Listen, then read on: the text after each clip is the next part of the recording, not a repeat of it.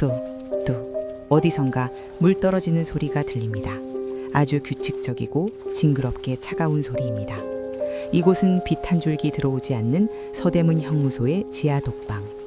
퀴퀴한 곰팡이 냄새 사이로 역겨운 악취가 진동합니다. 그것은 짐승의 사체가 썩어갈 때 나는 냄새와 똑같습니다. 그런데 더 끔찍한 건 그 냄새가 바로 내 몸에서 나고 있다는 사실입니다. 내 이름은 유관순, 나이는 18. 사람들은 나를 보고 독하다고 합니다. 일본 헌병들조차 혀를 내두르는 지독한 계집애라고요. 하지만 그들은 모릅니다. 지금 내가 이 어둠 속에서 얼마나 무서워하고 있는지, 얼마나 엄마가 보고 싶은지. 손가락 하나 까딱할 힘이 없습니다. 며칠 전 놈들의 모진 고문으로 터져버린 방광 때문인지 아랫배가 불에 타는 것처럼 뜨거웠는데 이제는 그 감각조차 희미해졌습니다. 대신 뼛속까지 파고드는 한기가 온몸을 감쌉니다. 9월이라는데 바깥 세상은 가을이라는데 왜 이곳은 한겨운 얼음장보다 더 차가운 걸까요? 입술 사이로 나도 모르게 앓는 소리가 새어나옵니다. 누군가 내 다리를 톱으로 썰어내는 것 같은 통증이 불쑥불쑥 찾아올 때마다 나는 입술을 꽉 깨물어 비명을 삼킵니다. 소리를 지르면 놈들이 또 올 테니까요. 그 징박힌 군화발로 내 머리를 짓이기러 또 올 테니까요. 엄니, 엄니. 갈라진 입술로 가만히 불러봅니다. 목소리가 나오지 않아 바람 빠지는 소리만 납니다. 그래도 불러봅니다. 이렇게라도 부르지 않으면 내가 정말로 사라져버릴 것만 같아서요. 엄니, 그거 기억나? 나 어릴 때 배 아프다고 떼굴떼굴 구르면 엄니가 내 배 문질러 줬잖아. 엄니 손은 참 거칠고 투박했는데 이상하게 그 손이 닿으면 아픈 게 씻은 듯이 나았어. 내 손은 약손이다. 우리 관순이 배는 똥배다. 그 노래 참 듣기 좋았는데. 눈을 감자 칠흑 같은 어둠 속에 희미한 빛이 번집니다. 환상일까요? 아니면 이제 정말 갈 때가 된 걸까요? 저 멀리서 하얀 무명 저고리를 이룬 여인이 나를 보며 손짓합니다. 엄니, 엄니야? 나는 뭉개진 손톱으로 차가운 시멘트 바닥을 긁으며 그쪽으로 기어가려 합니다. 하지만 다리가 말을 듣지 않습니다. 퉁퉁 붓고 썩어 들어가는 내 다리는 이미 내 것이 아닌 덩어리 같습니다. 가지마, 엄니, 가지마. 나 두고 가지마. 나 여기 혼자 있기 싫어. 무서워 죽겠단 말이야. 여기 너무 깜깜해. 쥐새끼들이 자꾸 내 발을 갉아먹으려 해. 엄니가 쫓아줘. 응? 눈물이 주르륵 흘러 귀로 들어갑니다. 뜨겁습니다. 이 차가운 감옥에서 유일하게 따뜻한 것이 내 눈물뿐이라니 참 서글픕니다. 아버지, 아버지는 거기 있어? 아버지 등 참 넓었는데 내가 엎이면 땀 냄새랑 흙 냄새가 섞여서 났어. 그 냄새가 좋아서 자꾸 킁킁거리면 아버지가 그랬지. 우리 강아지 코가 개코네 하고 껄껄 웃었잖아. 아버지, 나 잘했지? 나 도망 안 갔어. 아버지가 그랬잖아. 사람은 죽더라도 뜻을 굽히면 안 된다고. 그래서 나 끝까지 버텼어. 놈들이 내 손톱을 펜치로 뽑을 때도 쇠파이프로 내 머리를 칠 때도 나 아버지 생각하면서 이 악물고 참았어. 나 잘했지? 칭찬해줘. 머리 쓰다듬어줘. 그런데 아버지, 솔직히 말하면 나 너무 후회돼. 그냥 아버지 말 안 듣고 도망칠 걸 그랬나 봐. 아니, 그냥 아무것도 모르는 바보로 살 걸 그랬나 봐. 그러면 엄니랑 아버지 내 눈앞에서 그렇게 피 흘리며 죽는 거 안 봐도 됐잖아. 그날 그 아우네 장터에서 외놈 총칼에 아버지가 쓰러지던 그 모습이 매일 밤마다 꿈에 나와. 꿈속에서 나는 소리쳐. 피해! 아버지 피해! 하고 목이 터져라 외치는데 아버지는 자꾸만 웃으면서 그 총구 앞으로 걸어가. 그리고 팡 소리와 함께 붉은 피가 허공에 흩어지려. 그러면 나는 또 비명을 지르며 깨어나. 여기가 감옥인지 지옥인지도 모를 이곳에서 쿨럭. 기침이 터지자 목구멍에서 비릿한 핏덩이가 솟구칩니다. 숨쉬기가 힘듭니다. 가슴 위에 커다란 바위가 올려진 것 같습니다. 이제 정말 시간이 얼마 남지 않았나 봅니다. 이상하네. 방금 전까지는 온몸이 찢어질 듯 아팠는데 이제는 하나도 안 아파. 몸이 깃털처럼 가벼워지는 것 같아. 저기 빛 속에 엄니가 더 가까이 와 있어. 팔을 벌리고 있네. 우리 관순이 고생 많았다. 이제 그만 집에 가자. 그렇게 말하는 것 같아. 응, 엄니, 나 갈래. 집에 갈래. 나 이제 독립이고 뭐고 다 필요 없어. 그냥 엄니 품에 안겨서 따뜻한 밥 먹고 아버지 무릎 빼고 낮잠 자고 싶어. 학교 끝나고 친구들이랑 수다 벌면서 떡 먹고 싶어. 나 18살이잖아. 꽃다운 나이라며. 남들은 시집 가서 잘만 사는데 왜 나는 여기서 이렇게 짐승처럼 죽어가야 해. 억울해. 너무 억울해서 미치겠어. 내가 뭘 그렇게 잘못했다고. 내 나라 내 땅에서 내 맘대로 살겠다는데 그게 왜 죽을 죄야. 왜 우리 엄니 아버지를 죽이고 왜 나까지 이렇게 만드는 거야. 소리 없는 절규가 가슴 안에서 터집니다. 하지만 겉으로는 그저 거칠어진 숨소리만 쌕쌕거릴 뿐입니다. 점점 눈꺼풀이 무거워집니다. 그래도 다행이다. 이제 가면 엄니 볼 수 있어서, 아버지 볼 수 있어서. 나 가면 많이 안아줘야 해. 나 지금까지 진짜 많이 아팠거든. 진짜 많이 외로웠거든. 점점 의식이 흐려집니다. 차가운 시멘트 바닥의 냉기도 코를 찌르던 악취도 서서히 멀어집니다. 대신 아주 오래전 그 따뜻했던 봄날의 향기가 나는 것 같습니다. 1919년의 봄, 아니 그것보다 조금 더 전인 1918년의 겨울이었을까. 그래, 그때는 참 좋았는데 눈이 펑펑 쏟아지던 날, 방학을 마쳐 오랜만에 고향 천안으로 내려가던 그날, 기차 창탕을 통해 바깥으로 보이던 하얀 세상이 어찌나 예쁘던지. 그때는 몰랐습니다. 그 눈부신 하얀 눈밭이 머지않아 붉은 피로 물들게 될 줄은, 그리고 그게 내 인생의 마지막 행복일 줄은. 시간이 거꾸로 흐릅니다. 썩어 문드러진 내 몸이 다시 깨끗해지고 잘려나간 머리카락이 길어지고 멍투성이 얼굴이 뽀얀 소녀의 얼굴로 돌아갑니다. 기차에 덜컹거리는 소리가 들려옵니다. 칙칙폭폭, 칙칙폭폭. 관순아, 내 동생. 저 멀리 개찰구에서 오빠가 손을 흔들고 있습니다.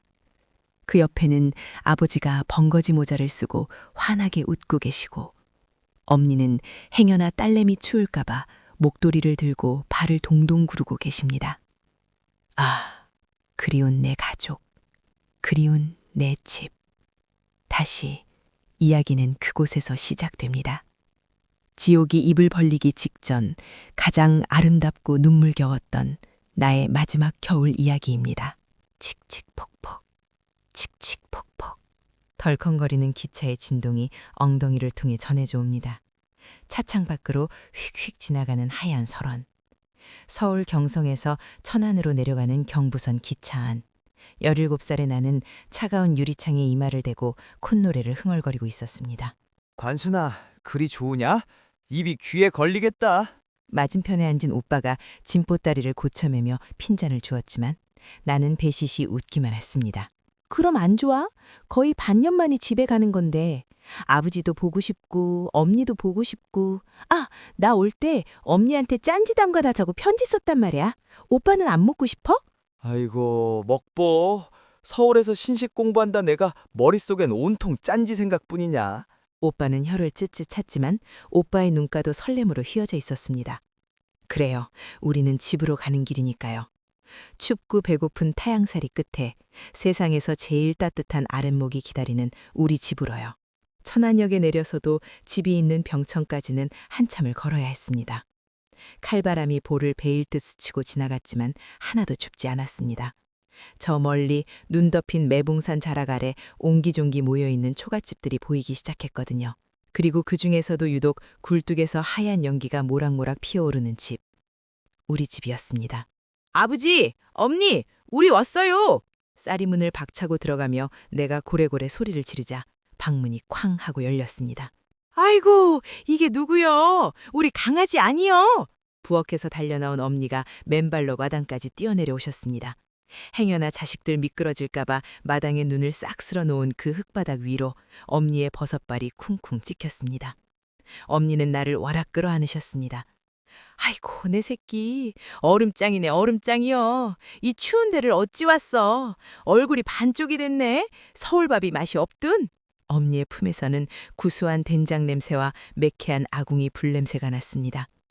그 냄새를 맡는 순간 서울에서 꼿꼿하게 세우고 다녔던 긴장이 탁 풀리며 다리가 후들거렸습니다. 하하, 녀석들. 이제야 오는구나. 방 안에서 아버지가 뒷짐을 지고 나오셨습니다. 무뚝뚝한 척하시지만 입가에 번지는 미소는 숨길 수가 없으셨죠. 나는 엄니 품에서 빠져나와 아버지에게 달려가 안겼습니다. 아버지, 나 안 보고 싶었어요? 나는 아버지 보고 싶어서 혼났는디. 다 큰 처자가 부끄러운 줄도 모르고 어서 들어와라. 방 따뜻하게 데워놨다. 아버지의 투박하고 거친 손이 내 머리를 쓰다듬었습니다. 그 거친 손바닥에 굳은 살이 까슬까슬하게 내 이마를 긁었지만 그 거친 느낌마저 너무나 그리웠습니다. 그날 저녁 우리 집 사랑방에는 웃음꽃이 피었습니다. 밥상 위에는 내가 노래를 불렀던 동치미와 김이 모락모락 나는 하얀 쌀밥, 그리고 귀한 조기 한 마리가 올라와 있었습니다. 많이 먹어라. 우리 관순이 먹인다고 네 엄니가 장날에 가서 제일 실한 놈으로 사온 족이다. 아버지가 조기살을 발라 내 밥숟가락 위에 얹어주셨습니다. 짭조름하고 고소한 그 맛, 입안 가득 퍼지는 그 따뜻한 맛에 목구멍이 울컥했습니다. 이화학당 기숙사에서 먹던 밥도 맛있었지만 엄니가 해준 이 밥과는 비교가 할 수 없었으니까요. 아버지, 서울은요, 진짜 별천지여요. 전차라는 게 댕기는디 쇠로 만든 집이 막 기찻길 위를 굴러당겨요. 그리고 밤에도 가로등이 있어서 대나처럼 환해요. 내가 밥풀을 튀겨가며 서울 자랑을 늘어놓자 동생들이 눈을 동그랗게 뜨고 내 입만 쳐다보았습니다.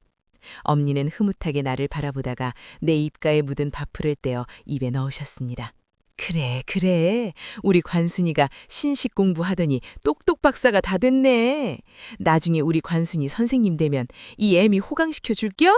그럼요. 내가 선생님 돼서 돈 많이 벌면 엄니 비단 옷도 사주고 아버지 지팡이도 멋진 걸로 사드릴게요. 기와집도 짓고 우리 식구 다 같이 서울 구경도 시켜줄게요. 약속? 내가 새끼손가락을 내밀자 엄니와 아버지도 껄껄 웃으며 손가락을 걸어주셨습니다. 밖바닥은 뜨끈뜨끈했고 배는 불렀고 창호지 문 너머로는 바람소리가 들려왔지만 우리 가족은 세상 그 누구보다 행복했습니다. 이 행복이 영원할 줄 알았습니다.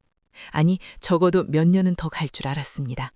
내가 선생님이 되고 엄니 아버지 머리에 흰 눈이 내릴 때까지 우리는 이렇게 지지고 볶으며 살 줄 알았습니다. 하지만 그해 겨울은 유독 짧았습니다. 해가 바뀌고 1919년이 되자 마을의 공기가 달라졌습니다. 서울에서 고종 황제께서 승화하셨다는 소식이 들려왔고 어른들의 얼굴에는 수심이 가득 찼습니다. 아버지는 밤마다 사랑방에서 마을 어른들과 무언가를 심각하게 논의하셨고 엄니는 부엌에서 한숨을 쉬는 날이 많아졌습니다. 그러던 어느 날 밤이었습니다. 잠결에 목이 말라 깬 나는 방문 틈으로 새어나오는 희미한 호롱불빛을 보았습니다. 여보, 정말 해야 합니까? 위험하잖아요. 관순이도 내려와 있는데. 엄니의 떨리는 목소리였습니다. 나는 숨을 죽이고 귀를 기울였습니다. 해야호. 나라가 없으면 백성도 없는 법이요. 서울에서 아이들이 피를 흘리며 만세를 부른다는데 어찌 우리만 편하게 등 따숩게 누워있겠소. 내일 장터에서 만세를 부를 것이오. 아버지의 목소리는 단호했습니다. 잠시 후 엄니의 흐느끼는 소리가 들렸습니다. 알아요. 아는데 무서워서 그래요. 당신 잘못되면 우리 아이들은 어쩌라고. 가슴이 철렁 내려앉았습니다. 나는 조용히 이불을 뒤집었습니다. 아버지가 하려는 일이 무엇인지, 엄니가 왜 저렇게 우시는지 어린 마음에도 알 것 같았습니다. 다음 날 아침 나는 아무렇지 않게 부엌으로 나갔습니다. 엄니는 퉁퉁 부은 눈으로 아궁이에 불을 지피고 계셨습니다. 나는 엄니의 등 위로 다가가 와락 껴안았습니다. 엄니, 어이구, 깜짝이야. 우리 강아지 일어났어? 엄니가 황급히 눈물을 훔치며 웃어 보이셨습니다. 그 억지 미소가 너무 슬퍼서 나는 더 꽉 엄니를 안았습니다. 엄니, 배고파. 밥 줘. 그래, 얼른 밥 먹자. 오늘 아버지랑 오빠랑 읍내 나가실 거니까 든든하게 먹어야지. 그날 아침 밥상은 여느 때와 다름없이 소박했습니다. 된장찌개와 김치 그리고 보리 섞인 밥. 하지만 숟가락질을 하는 식구들의 손은 무거웠습니다. 침묵만이 밥상 위를 맴돌았습니다. 식사가 끝날 무렵 아버지가 숟가락을 내려놓으시며 나를 바라보셨습니다. 관순아. 네, 아버지. 너는 오늘 집에 있거라. 동생들 잘 돌보고. 아버지의 눈빛이 평소와 달리 엄했습니다. 나는 밥그릇을 쥔 손에 힘을 주며 고개를 저었습니다. 아니요, 저도 갈래요. 관순아, 저도 다 봤어요. 서울에서 사람들 캐극기 흔들며 만세 부르는 거. 제 친구들도 다 나갔어요. 잡혀간 친구들도 있어요. 나만 여기서 도망치듯 숨어 있는 거 싫어요. 저도 갈래요. 아버지 딸이잖아요. 유중건의 딸이잖아요. 내 당돌한 말에 아버지의 눈이 커졌습니다. 엄니는 안 돼! 너까지 가면 안 돼! 하며 내 팔이 잡으셨습니다. 하지만 나는 알고 있었습니다. 아버지는 내 뜻을 꺾지 못하실 거라는 걸. 나는 아버지를 닮았기 때문이에요. 한참 동안 나를 응시하던 아버지가 긴 한숨을 내쉬며 고개를 끄덕이셨습니다. 그래, 네 뜻이 정 그렇다면 가자. 대신 내 옆에 딱 붙어 있어야 한다. 알겠느냐? 네, 걱정 마세요. 그날 밤 우리 가족은 잠을 이루지 못했습니다. 안방 윗목에 둘러앉아 우리는 하얀 천을 잘랐습니다. 서걱, 서걱. 가위질 소리가 적막한 방안을 채웠습니다. 엄니가 장롱 깊은 곳에서 꺼내온 무명천. 그것은 원래 내 혼숫감으로 쓰려고 아껴두셨던 천이었습니다. 이 귀한 걸. 엄니의 손이 가늘게 떨렸습니다. 나는 엄니의 손을 잡고 붉은 물감을 찍었습니다. 그리고 하얀 천 위에 동그랗게 원을 그렸습니다. 태극기. 우리가 만든 건 단순한 기발이 아니었습니다. 그것은 우리의 목숨이었고 우리의 희망이었으며 내일이면 사라질지도 모를 우리 가족의 마지막 약속이었습니다. 아버지는 붓으로 궤를 그리셨고 나는 태극 문양을 칠했습니다. 오빠는 완성된 태극기를 깃대에 묶었습니다. 하나, 둘, 셋. 밖바닥에 태극기가 쌓여갈수록 우리의 비장함도 높게 쌓여갔습니다. 예쁘다. 참 예쁘다. 엄니가 완성된 태극기를 쓰다듬으며 문얼거렸습니다. 촛불 아래 비친 엄니의 얼굴은 슬퍼 보였지만 동시에 성녀처럼 숭고해 보였습니다. 나는 그날 밤 엄니의 무릎을 베고 누워 태극기를 이불처럼 덮었습니다. 천에서 나는 묵은내와 먹물 냄새가 섞여 묘한 향기를 만들어냈습니다. 엄니, 내일 우리 만세 부르고 나서 저녁에 뭐 해 먹을겨? 글쎄다. 쑥개떡 쪄줄까? 우리 관순이 좋아하는 거. 좋아! 쑥개떡! 나 배 터지게 먹을겨. 그러니까 엄니 내일 꼭 집에 와서 쑥개떡 해줘야 해. 알았지? 엄니가 내 머리카락을 쓸어넘으며 눈물을 뚝 떨어뜨렸습니다. 그래, 약속하마. 꼭 해줄게. 그것이 마지막이었습니다. 엄니의 무릎을 베고 누웠던 그 나비, 엄니의 손길을 느꼈던 그 온기가, 우리가 가족이라는 이름으로 한 이불을 덮고 잘 수 있었던 마지막 밤이었습니다. 와! 그것은 바람 소리가 아니었습니다. 파도 소리도 아니었습니다. 수천 아니 수만 개의 목청이 하나가 되어 터져 나오는 땅이 뒤집히고 하늘이 갈라지는 듯한 거대한 울림이었습니다. 1919년 4월 1일 아운의 장터. 장날을 맞아 모여든 사람들 틈바구니에서 품속 깊이 숨겨두었던 태극기가 일제히 하늘로 솟구쳤습니다.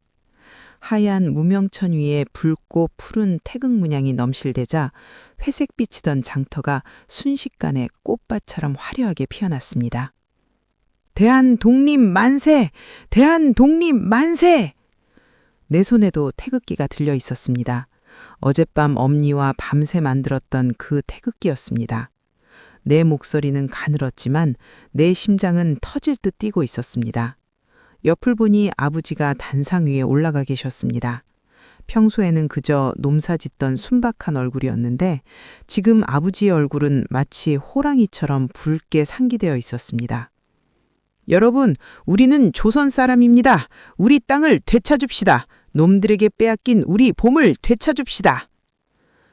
아버지의 선창에 맞춰 사람들이 목이 터져라 만세를 불렀습니다.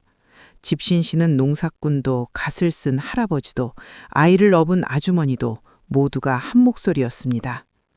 나는 그 거대한 물결 속에서 벅찬 희망을 보았습니다. 아, 이렇게 우리가 하나가 되면 정말로 세상이 바뀔 수도 있겠구나. 오늘 저녁에는 정말로 웃으며 쑥개떡을 먹을 수 있겠구나. 하지만 그 희망이 절망으로 바뀌는 데는 채 30분도 걸리지 않았습니다. 탕! 날카로운 파열음이 사람들의 함성을 찢고 들어왔습니다. 순간 정적이 흘렀습니다. 사람들은 멍하니 소리가 난 쪽을 바라보았습니다. 저 멀리 헌병 주재소 쪽에서 검은 제복을 입은 일본 헌병들이 총을 겨누고 달려오고 있었습니다. 햇빛을 받아 번쩍이는 총검의 날카로운 빛이 내 눈을 찔렀습니다. 쏴라! 다 죽여라! 폭도들이다! 탕! 탕! 타탕! 다시 총소리가 콩복즉 요란하게 울려 퍼졌습니다. 그 소리와 함께 방금 전까지 만세를 외치던 내 옆의 아저씨가 픽 쓰러졌습니다. 아저씨의 가슴에서 붉은 피가 분수처럼 솟구쳐 내 하얀 저고리에 튀었습니다. 뜨끈하고 비릿한 액체, 그것이 피라는 것을 깨닫는 순간 비명조차 나오지 않았습니다. 도망쳐요! 도망쳐요! 장터는 순식간에 아수라장이 되었습니다. 사람들은 짓밟히고 넘어지며 비명을 질렀습니다. 헌병들은 도망치는 사람들의 등 뒤에 대고 총을 쏘았고 쓰러진 사람들을 군화발로 짓밟고 몽둥이로 내려쳤습니다. 흙먼지가 피에 젖어 진흙탕이 되었습니다. 아버지! 엄니! 나는 미친 듯이 인파를 헤치며 단상 쪽으로 달려갔습니다. 아버지가 위험해! 우리 아버지가 저기 있어! 그때였습니다. 헌병 서너 명이 단상 위에 아버지를 애워싸는 모습이 보였습니다. 이 조센직 놈이 우두머리냐?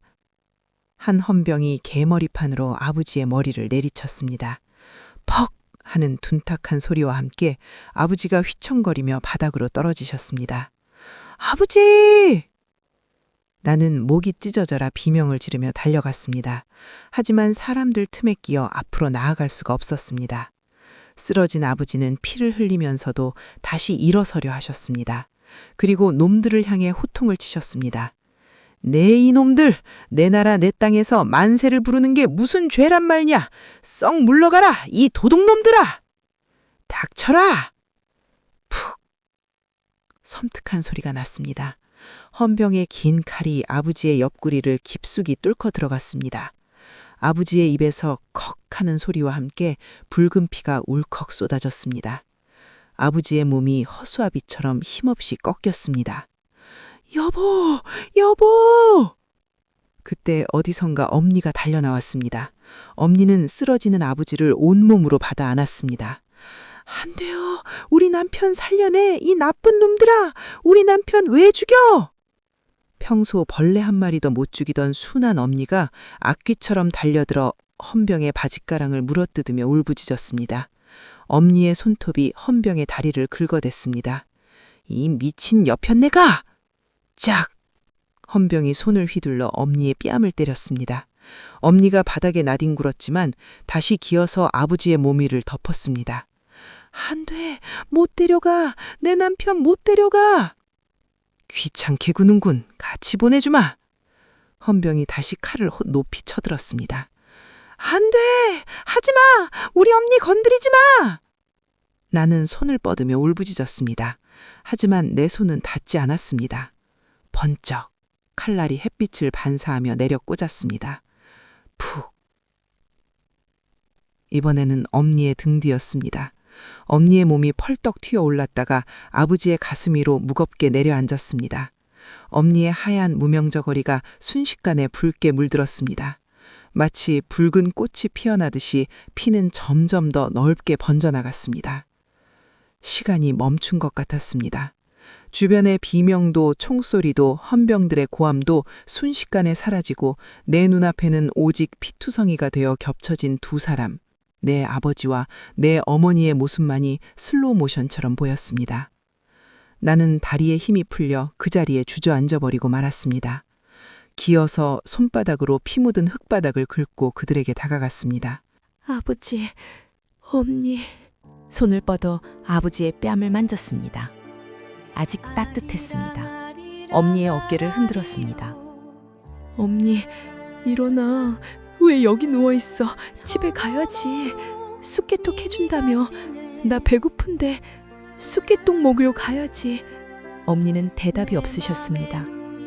감기지 않은 아버지의 눈이 허공을 응시하고 있었습니다. 그 눈동자에 파란 하늘이 비쳤습니다. 너무나 맑고 깨끗해서 더 잔인한 하늘이. 일어나라고. 장난치지 말고 일어나란 말이야. 내 입에서 짐승의 울음 같은 절규가 터져 나왔습니다. 나는 엄니의 시신을 끌어안고 뒹굴었습니다. 엄니의 피가 내 얼굴에, 내 입술에 묻었습니다. 비릿하고 짭짤한 피맛. 이것이 우리 엄니의 맛이었습니다. 이것이 내 나라의 맛이었습니다. 이 년은 뭐야?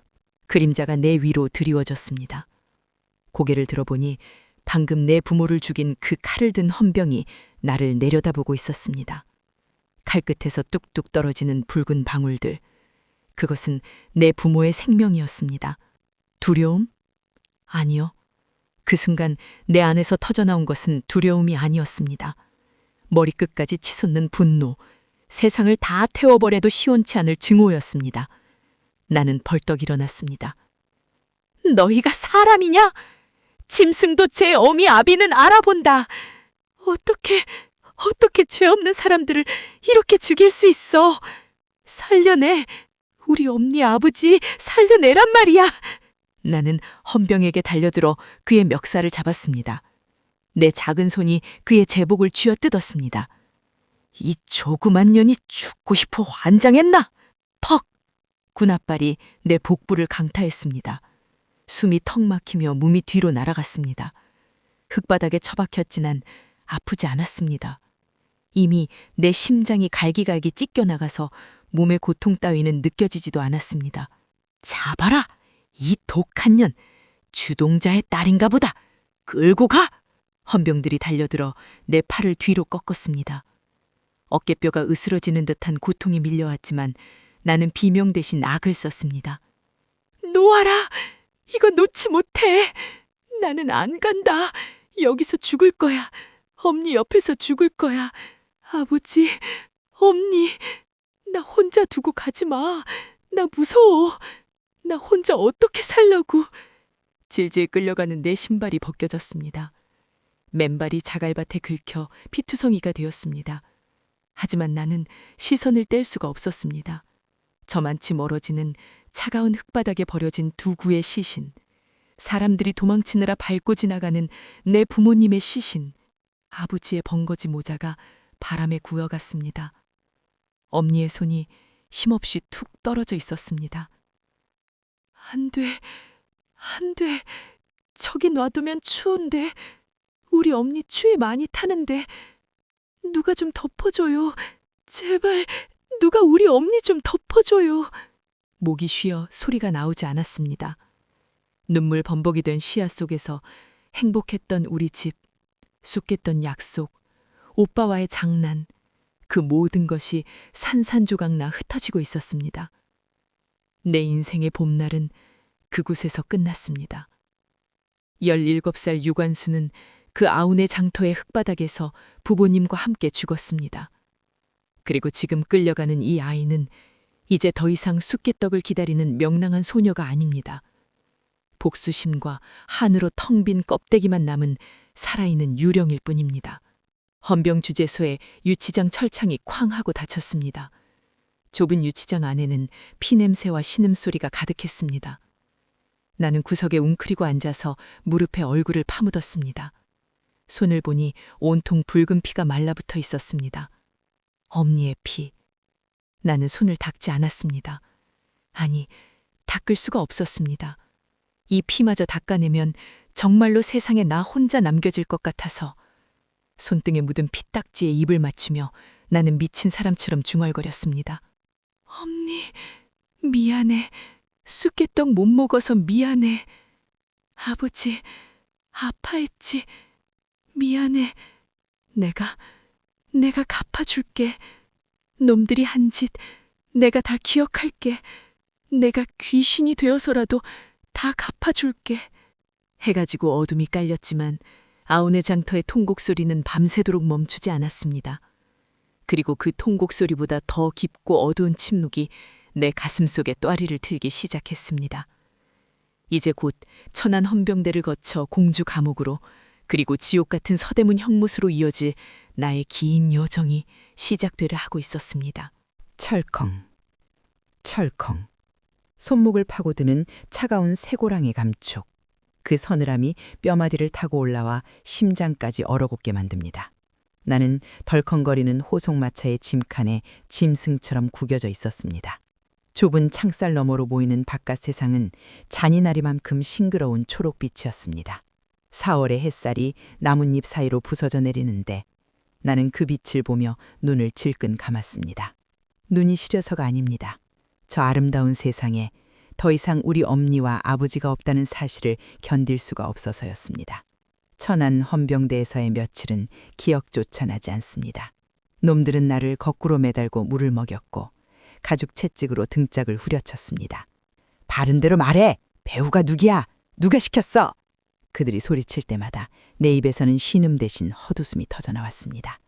배후? 누가 시켜? 내 마음이 시켰다. 내 피가 시켰어. 너희가 짓밟은 내 나라 흙바닥이 시켰단 말이다. 악을 쓰다 기절하면 찬물을 끼얹어 깨웠고 깨어나면 다시 매질이 시작되었습니다. 하지만 이상하게도 몸이 아픈 줄은 몰랐습니다. 내 살점이 찢겨나가는 고통보다 마지막 순간 흙바닥에 버려져 있던 엄니의 차가운 손이 자꾸만 떠올라 가슴이 난도질 당하는 것 같았으니까요. 나는 죄수복을 입은 채 공주지방 법원 재판정으로 끌려갔습니다. 법정 안은 냉기로 가득했습니다. 높은 단상 위에 앉은 일본인 판사는 검은 법복을 입고 나를 내려다보고 있었습니다. 마치 더러운 오물을 보는 듯한 그 오만한 눈빛. 피고 유관순, 너는 전왕폐하의 은혜를 모르고 불량한 무리들과 합세하여 치안을 어지럽히고 제국에 반영한 죄를 인정하느냐? 판사의 건조한 목소리가 법정을 울렸습니다. 나는 고개를 들어 그를 노려보았습니다. 옆구리에 상처가 욱신거렸지만 꼿꼿이 허리를 폈습니다. 나는 지금 죄인이 아니라 억울하게 죽은 두 분의 상주로서 이 자리에 서 있는 것이니까요. 죄? 죄라고 했습니까? 내 목소리는 갈라져 있었지만 또렷하게 울려 퍼졌습니다. 내 나라를 되찾으려고 정당한 일을 했는데 어찌 죄가 된단 말이오. 죄가 있다면 남의 나라에 쳐들어와 무고한 사람들을 총칼로 찔러 죽인 당신들이 죄인이겠지. 이 건방진년이 여기가 어디라고? 판사가 얼굴을 붉히며 법봉을 쾅쾅 느리쳤습니다. 하지만 내 안에서 끓어오르는 분노는 멈추지 않았습니다. 내 부모를 죽인 살인자들아. 우리 아버지, 엄니가 무슨 잘못을 했다고 죽였어? 맨손으로 만세 부른 게 죽을 죄야? 당신들한테도 부모도 없어? 자식도 없어? 사람 탈을 쓰고 어떻게 그런 짓을 해? 나는 눈앞에 보이는 나무 의자를 번쩍 들어 올렸습니다. 17 소녀에 어디서 그런 괴력이 나눴는지 모릅니다. 단지 저 거만한 판사의 얼굴을 박살내고 싶다는 생각뿐이었습니다. 우당탕. 의자가 판사석을 향해 날아가 법대 모서리에 부딪혀 산산조각 났습니다. 법정은 순식간에 아수라장이 되었습니다. 저 미친년 잡아! 끌어내! 헌병들이 개떼처럼 달려들어 나를 바닥에 짓눌렀습니다. 얼굴이 차가운 마룻바닥에 처박히면서 입안이 터져 피맛이 났습니다. 죽여! 차라리 죽여라! 나도 우리 엄니 따라갈라니까! 그냥 죽여! 나는 발버둥치며 울부짖었습니다. 하지만 돌아온 것은 판사의 차가운 선고였습니다. 비고 유관순, 징역 5년, 법정 모독죄를 추가하여 징역 7년에 처한다. 7년. 17살 소녀에게 7년이라는 시간은 영겁과도 같았습니다. 하지만 형량이 무서운 게 아니었습니다. 내가 감옥에 갇혀 있는 동안 아무도 돌보지 않을 우리 엄니 아버지의 무덤에 차풀만 무성하게 자랄 것이 더 무서웠습니다. 동생들은 어쩌지? 어린 동생들은 누가 밥을 먹이고 누가 채우지? 결국 나는 공주 감옥을 거쳐 경성, 즉 서울로 이송되었습니다. 다시 기차였습니다. 불과 몇 달 전 오빠와 함께 딸깔거리며 타던 그 경부선 기차. 그때는 창밖에 하얀 눈이 그렇게 예뻐 보였는데 지금 창밖으로 보이는 여름 풍경은 지옥불처럼 뜨거워 보였습니다. 칙칙 폭폭. 기차 바퀴 소리가 내 심장을 쥐지기는 것 같았습니다. 내 옆자리에는 오빠 대신 험상궂은 일본 헌병이 앉아 나를 감시하고 있었습니다. 나는 수감찬 손으로 무릎을 감싸지고 고개를 숙였습니다. 오빠, 오빠는 어딨어? 살았어? 죽었어? 나 무서워. 나 혼자 서울 가기 싫어. 기차 안에 다른 승객들이 힐끔힐끔 나를 쳐다보았습니다. 댕기머리는 헝클어지고 옷은 피와 흙으로 얼룩진 흉한 몰골. 어떤 아이가 엄마, 저 누나 무서워 하며 울음을 터뜨리자 그 아이 엄마가 황급히 아이 눈을 가렸습니다. 그 모습에 가슴이 미어졌습니다. 나도 엄니가 있는데, 나도 내 엄니 품에 안기면 냄새 좋은데, 이제는 영영 안길 수가 없는데. 경성역, 지금의 서울역에 도착했습니다. 수많은 인파 속을 헌병들에게 끌려 걸었습니다. 사람들은 수근거리며 손가락질했습니다. 어리고 예쁘장한 것이 무슨 짓을 했길래 혀를 차는 소리가 들려왔습니다. 나는 고개를 들지 못했습니다. 죄를 지어서가 아니라 세상에 홀로 남겨진 내 처지가 너무 비참해서였습니다. 그리고 마침내 도착한 곳, 서대문구 현저동 101번지, 서대문 형무소. 붉은 벽볼로 쌓아올린 거대한 담벼락이 하늘을 가리고 있었습니다. 묵중한 철문이 끼익 소리를 내며 열리자 그 안에서 시커먼 아가리가 나를 삼키려 기다리고 있었습니다. 그곳은 이승이 아니었습니다. 산 사람을 위한 곳이 아니었습니다. 들어가! 헌병이 내 등을 떠밀었습니다. 안으로 들어서자마자 숨이 턱 막혀왔습니다. 퀴퀴한 곰팡이 냄새, 찌린내, 그리고 희미하게 배어있는 피비린내. 복도 양옆으로 늘어선 감방에서는 알 수 없는 웅얼거림과 간헐적인 비명이 새어나왔습니다. 나는 곧바로 입고 있던 옷을 모두 벗어야 했습니다. 남자 간수들이 낄낄거리며 쳐다보는 앞에서 실오라 하나 걸치지 않은 채 알몸수색을 당했습니다. 볼 것도 없는 년이 논조리는 살아가지고 수치심에 혀를 깨물고 싶었습니다. 엄니가 곱게 지어주신 무명 저고리가 바닥에 던져졌습니다. 대신 칙칙한 수의가 던져졌습니다. 가슴에 빨간 딱지가 붙은 수인번호 371번. 이제 나는 유관순이 아니었습니다. 아버지의 딸도 아니요, 엄니의 강아지도 아니었습니다. 그저 371번이라는 숫자로 불리는 고깃덩어리에 불과했습니다. 지하 감방으로 내려가는 계단은 끝이 보이지 않았습니다. 한 계단 한 계단 내려갈 때마다 빛은 사라지고 어둠이 짙어졌습니다. 철컹, 여혹사 8호의 문이 닫혔습니다. 좁은 방 안에는 이미 10여 명의 여인들이 짐짝처럼 포겨져 있었습니다. 낯선 시선들이 나에게 꽂혔습니다. 두려움에 질린 눈, 체년한 눈, 그리고 분노로 이글거리는 눈들. 구석자리에 웅크리고 앉았습니다. 차가운 냉기가 엉덩이를 타고 올라왔습니다. 무릎을 끌어안자 참던 눈물이 왈칵 쏟아졌습니다. 소리내어 울 수도 없었습니다.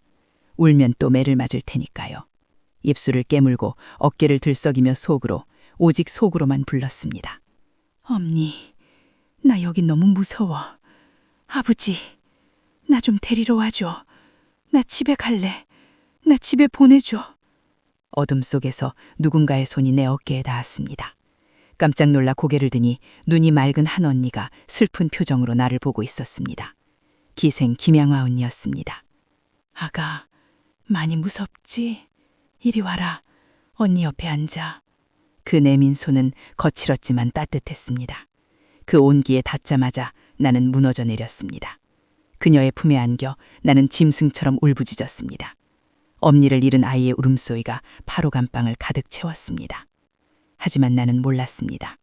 이곳에서의 고통은 이제 겨우 시작일 뿐이라는 것을.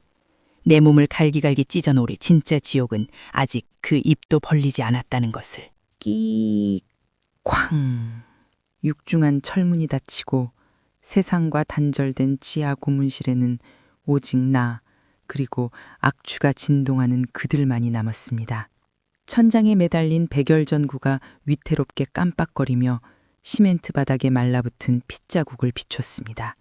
저 검붉은 자국들 중 어디까지가 내 피이고 어디까지가 먼저 다녀간 언니들의 피일까요? 371원. 입을 열 생각이 들었나? 일본인 형사 마치모토가 쇠파이프를 손바닥에 탁탁 치며 물었습니다. 나는 대답 대신 부르트고 터진 입술을 꽉 깨물었습니다. 이미 혀는 감각이 없었고 턱뼈가 어긋난 듯 입을 벌릴 때마다 찌릿한 통증이 뇌를 찔렀습니다. 독한 년. 그 어린 몸뚱아리에 무슨 악귀가 들어앉았길래 이리도 즐겨. 마치모토가 신호를 보내자 2명의 간수가 내 팔을 잡아 의자에 묶었습니다. 그리고 그들은 내 손가락을 피아노를 치던 그 가늘고 고운 손가락을 탁자 위에 강제로 펼쳤습니다. 싫어! 싫어! 하지 마! 나도 모르게 고개를 저으며 뒷걸음질 치려 했지만 의자는 꼼짝도 하지 않았습니다. 마치모토가 펜치처럼 생긴 차가운 쇠붙이를 들고 다가왔습니다. 그 금속의 서늘함이 손끝에 닿는 순간 온몸에 털이 곤두섰습니다. 네 아비 어미가 죽은 게 억울하냐? 그럼 불어. 주동자가 누구야? 배후가 누구냐고? 우리 아버지 엄니 죽인 니놈들이 악귀다! 뚝! 둔탁한 소리와 함께 끔찍한 고통이 손끝에서부터 전신으로 퍼져나갔습니다. 비명은 내 의지와 상관없이 터져나왔습니다. 눈앞이 하얗게 번쩍이더니 이내 붉게 물들었습니다. 내 손톱이 바닥으로 툭 떨어졌습니다. 엄니 아파! 나 죽을 것 같아! 엄니! 나는 짐승처럼 울부짖으며 엄니를 찾았습니다. 하지만 엄니는 오지 않았습니다. 대신 마치목토의 비릿한 웃음소리만이 내 귓가를 때렸습니다. 엄마를 찾는군. 그래, 계속 찾아보라. 네 어미가 지옥에서 올라와 널 구해주는지 보자. 고문은 밤새도록 이어졌습니다. 손톱을 뽑고 달궈진 인두로 허벅지를 지지고 거꾸로 매달아 코에 고춧가루 물을 붓고 내 몸은 인간의 형상을 잃어갔습니다. 살점은 타들어가고 뼈는 으스러졌으며 정신은 산산조각났습니다. 하지만 그 고통 속에서도 나는 기절할 수가 없었습니다. 기절하면 찬물을 끼얹어 깨우고 또다시 고통을 주었으니까요. 차라리 죽여달라고, 제발 숨통을 끊어달라고 빌고 싶었지만 혀가 굳어 말조차 나오지 않았습니다. 새벽녘이 되어서야 나는 질질 끌려 감방으로 돌아왔습니다.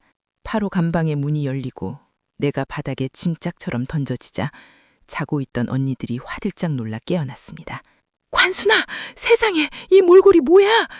이신의 선생님이 달려와 나를 안았습니다. 내 몸에서 나는 피비린내와 탄 냄새에 언니들은 입을 막고 눈물을 쏟았습니다. 이 천하의 죽일 놈들! 어린한테 어떻게 이런 짓을! 어윤이 언니가 내 찢어진 옷을 벗기고 자신의 옷을 찢어 상처를 감싸주었습니다. 차가운 마룻바닥에 누워 나는 덜덜 떨리는 몸을 웅크렸습니다. 언니들의 따뜻한 체온이 닿자 그제서야 참았던 서울음이 폭포수처럼 터졌습니다. 언니, 나 아파. 나 너무 아파. 나 집에 가고 싶어. 엄니 보고 싶어. 그래, 안다. 얼마나 아프니. 우리 관순이 불쌍해서 어떡해. 언니들은 나를 가운데 두고 둥글게 모여 앉아 밤새 내 손을 잡아주고 내 이마에 식은 땀을 닦아주었습니다. 우리는 서로의 체온으로 그 지독한 겨울밤을 견뎌냈습니다.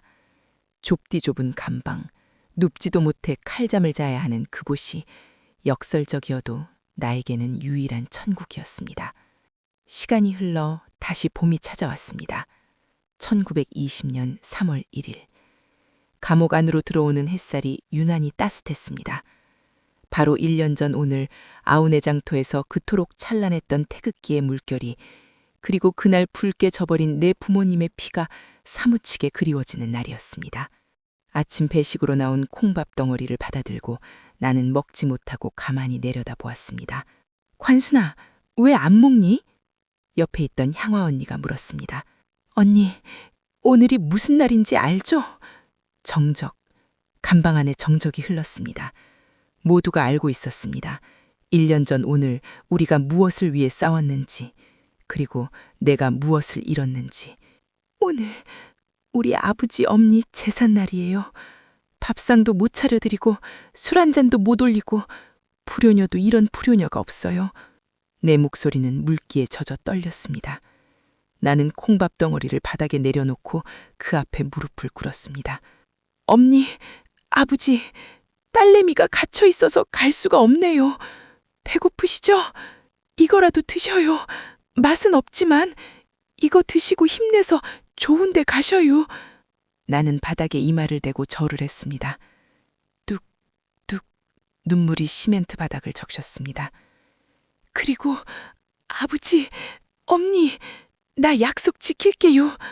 1년 전 그날 우리가 불렀던 그 노래 멈추지 않겠다고. 여기서 뼈가 으스러져도 끝까지 부르겠다고. 나는 자리에서 일어났습니다. 비틀거리는 몸을 벽에 기대어 지탱했습니다. 내 눈빛을 읽은 감방 식구들이 하나둘씩 자리에서 일어났습니다. 이신혜, 어윤희, 김향화, 그리고 이름 모를 수많은 동료들. 우리는 말없이 서로의 눈을 바라보았습니다. 준비됐니? 어윤희 언니가 비장한 목소리로 물었습니다. 나는 고개를 끄덕였습니다. 심호흡을 했습니다. 찢어진 폐가 옥신거렸지만 나는 있는 힘껏 숨을 들이마셨습니다. 내 부모님의 영혼을 위해, 그리고 살아남은 우리의 자존심을 위해. 대한 독립 만세! 내 입에서 터져나온 첫 마디는 비명 같기도 했고 통곡 같기도 했습니다. 대한 독립 만세! 대한 독립 만세! 8호 감방의 외침은 순식간에 복도를 타고 번져나갔습니다. 옆방에서, 그 옆방에서, 그리고 남자들이 갇혀있는 저 건너편 감방에서까지. 마치 기다렸다는 듯 함성이 터져나왔습니다. 서대문 형루소가 거대한 울음통이 되었습니다. 3천여 명의 죄수들이 토해내는 그 소리는 독립을 달라는 요구이기 이전에 나 여기 살아있다, 우리 아직 죽지 않았다는 처절한 생존 신고였습니다. 삑삑! 비상벨이 요란하게 울리고 간수들이 곤봉을 들고 들이닥쳤습니다. 닥쳐! 이 미친년들이! 쾅! 철문이 열리고 간수들이 들어와 닥치는 대로 우리를 구타했습니다. 머리채가 잡히고 곤봉이 내 어깨와 등짝을 내리쳤습니다. 퍽! 으억! 비명과 신음이 난무하는 아수라장. 하지만 나는 멈추지 않았습니다. 입안 가득 고인 피를 간수의 얼굴에 뱉으며 소리쳤습니다. 만세! 만세! 우리 부모 살려내라! 내 나라 살려내라! 이 독종! 죽여버리겠어! 간수들이 나를 집중적으로 공격했습니다. 나는 바닥에 쓰러져 군화발에 짓밟혔습니다. 갈비뼈가 부러지는 소리가 났습니다. 숨을 쉴 때마다 칼로 찌르는 듯한 고통이 밀려왔습니다. 하지만 이상하게도 마음은 평안했습니다. 아버지, 보고 있어. 나 잘하고 있지? 엄니, 내 목소리 들리지? 그날 나는 주동자로 찍혀 다시 끌려갔습니다. 이번에는 일반 독방이 아니었습니다. 서대문 형무소에서 가장 악명이 높은 곳, 바로 벽관이었습니다. 사람이 딱 한 명 서 있을 수만 있는 좁은 공간, 앉지도 못하고 구부리지도 못해 꼿꼿이 서 있어야만 하는 관 모양의 벽. 그곳에 나를 밀어넣고 문을 닫자 온몸이 벽에 꽉 끼어 옴짝달싹 할 수 없었습니다. 시간이 지날수록 다리가 퉁퉁 부어올라 혈액순환이 되지 않아 온몸이 마비되어 갔습니다. 정신이 혼미해지면서 환상이 보이기 시작했습니다. 벽에서 수천 개의 손이 나와 나를 조르는 것 같았습니다. 살려주세요. 잘못했어요. 나갈래. 나가고 싶어. 무의식 중에 애원했습니다. 하지만 아무도 대답해주지 않았습니다. 어둠 속에서 나는 서서히 썩어가고 있었습니다. 내 몸 안의 장기들이 하나둘씩 망가지는 소리가 들렸습니다.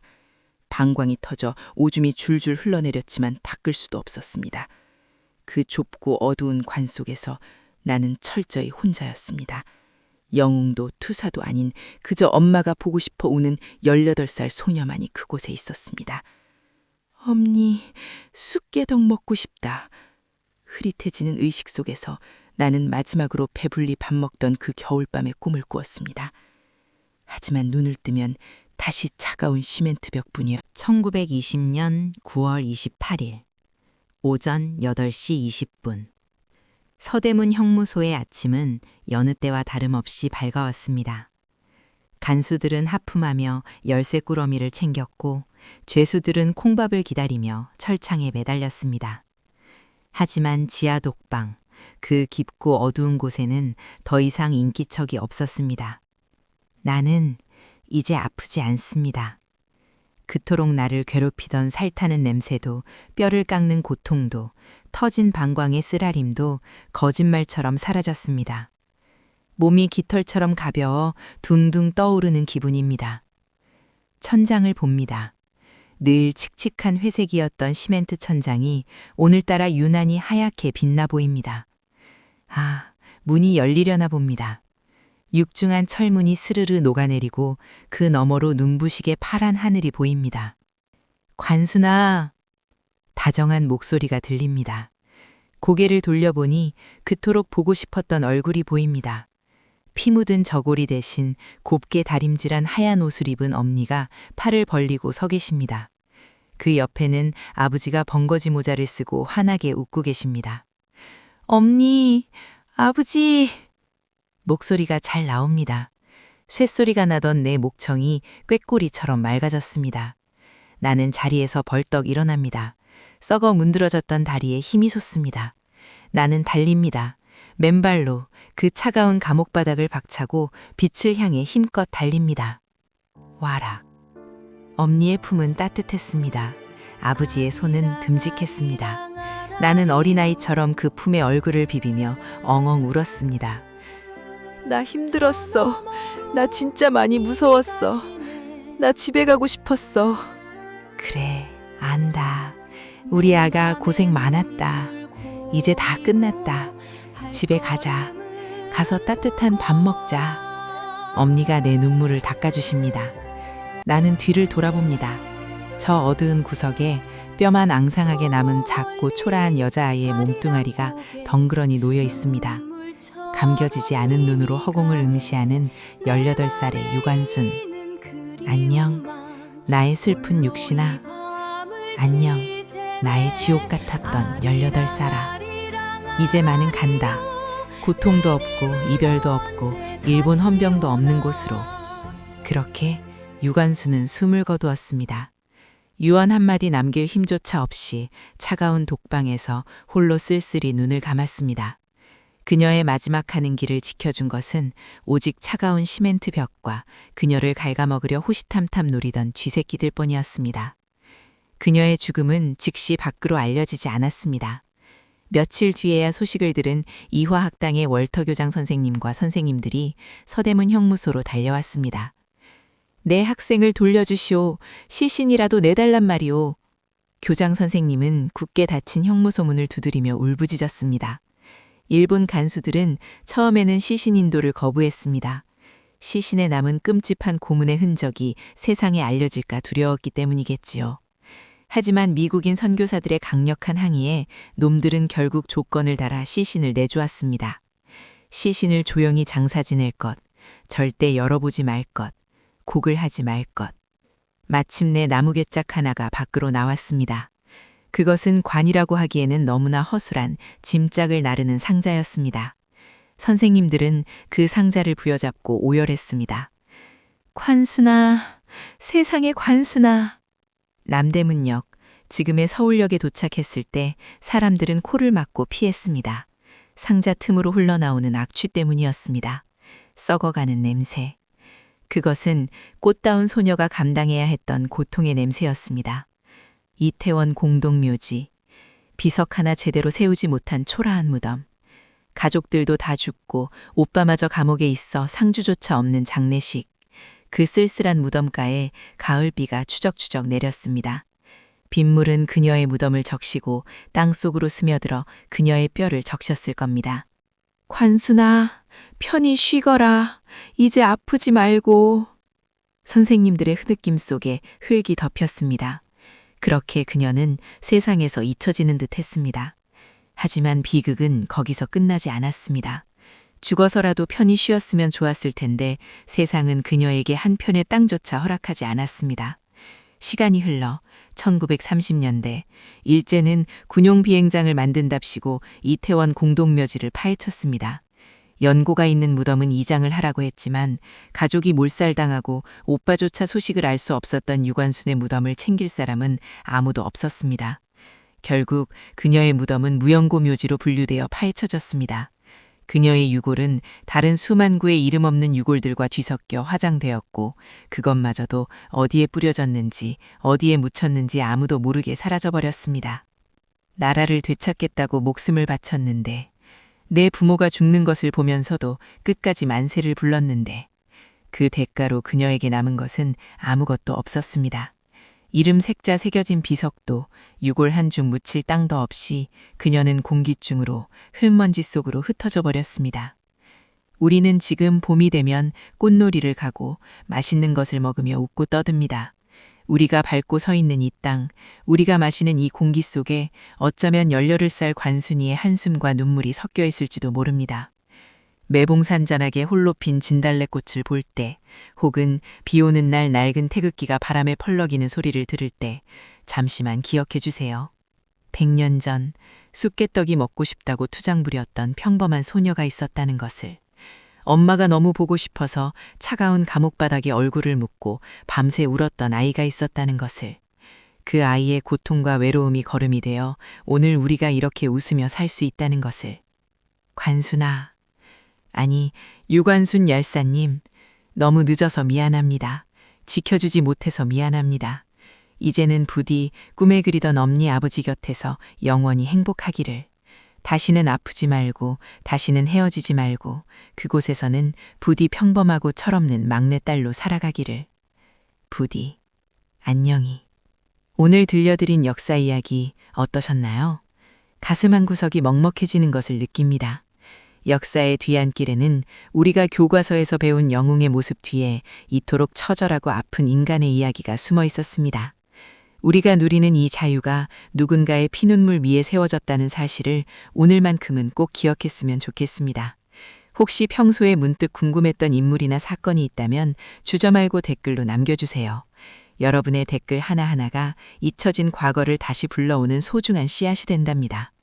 그리고 구독과 좋아요 버튼을 꾹 눌러주신다면 제가 이 과거의 목소리, 그들의 아픔과 희망을 더 생생하게 전하는데 정말 큰 힘이 될 것입니다.